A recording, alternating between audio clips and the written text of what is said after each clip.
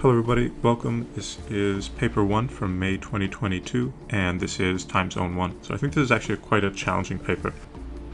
7-mark question. Let's see what we have here. 3 towns A, B, and C are represented as coordinates on a map where the x and y axes represent the distances east and north of an origin, respectively, measured in kilometers. Town A is located at -6,1 and town B is located at 8,6. A road runs along the perpendicular bisector of AB. This information is shown in the following diagram. Part A asks us to find the equation of the line that the road follows. Okay, so we know the road follows a perpendicular bisector of AB. This is this road right here, and we want to find an equation of this line. Okay, so how could we do that? They kind of scaffold us a little. They say, okay, it's a perpendicular bisector of AB. So essentially, just decontextualize, they're asking us to find the perpendicular bisector of AB. I think we can work through that from there. Okay, so what do we need to know if we want to find an equation of a line? And in this case, if we have a perpendicular bisector, if we find a point on the line and then a slope on the line, then we should be able to find the equation of a line. So where is this point on the line? How can we find a point on the line first? A point on the line itself would be the midpoint between A and B. So if we find that midpoint, we should be able to find a point on the line. And then, of course, how do we find the slope of this line? Well, this line, since it's perpendicular, is going to be perpendicular to the value of A and B. So let's work that out and see what we can do.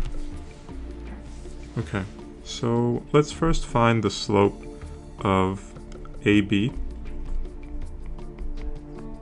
And then if we know the slope of AB, we can find a line that's perpendicular to that.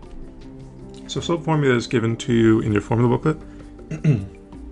It's y2 minus y1 over x2 minus x1, or change in y over change in x. So in this case, let's call this x1 and y1, and we can call this x2 and y2. Okay, so y2 minus y1, this is going to be 6 minus 1, y2 minus y1 over x2 minus 6 x1. Okay, I think that's good. 6 minus 1, 8 minus 6. Okay, I'm going to put this in the calculator just because there are some negatives here, and it's not a bad idea to see how this looks, I suppose. Alright, 6 minus 1, and then we'll have 8 minus, and let's open some brackets, minus 6, and then we have 1/2, 7 over 14. Okay, so going back to the document here, we have 1/2, and we know that MAB, the slope of this line AB, is equal to 1/2. Okay, if the slope AB is equal to 1/2, and we know this road, which is a perpendicular bisector, is perpendicular to this, let's find the slope of M. So essentially we know M is equal to 1/2 the slope of this AB. Let's find M perp. Okay, find M perp, or the perpendicular, switch the top and the bottom, and then multiply by a negative. So we have 2 over 1 multiplied by a negative, and this would just simplify to -2. Okay, so let's continue on. An equation of a line is in the form of y is equal to mx plus b. We know that m is equal to -2 in this case. And now the question is, what is b? And if we have a point on the line, we have a value of x and y, and that would allow us to solve for b. So right now we have x, y, and b. we have 3 unknowns, but if we can find an x and y value, then we'll have just 2 unknowns, and we could substitute and solve for that final unknown. So what is a point that's on the line? We said kind of earlier that it was this midpoint right here, or this halfway value. So let's find the point on this line, this value. Let's find this midpoint right here. Let's just call it midpoint. Okay. The midpoint itself is also given to us in the formula booklet. Midpoint formula is equal to x1 plus x2, or the average of the x values, x1 plus x2 over 2, and then y1 plus y2 over 2, or the average of the y values. So just substituting in again, we have -6 plus 8 over 2, and then our y values are going to be -1 plus 6 over 2. So just making sure this is both okay, -6 and 8, and -1 and 6. Okay. Working it out here, we'll have 2 over 2, and we will have 5 over 2. And in the end, this is going to simplify to 1, and we could write this as 5 over 2 or 2.5. I'm going to keep it, actually I'll write it as I'll keep it as a fraction, I suppose.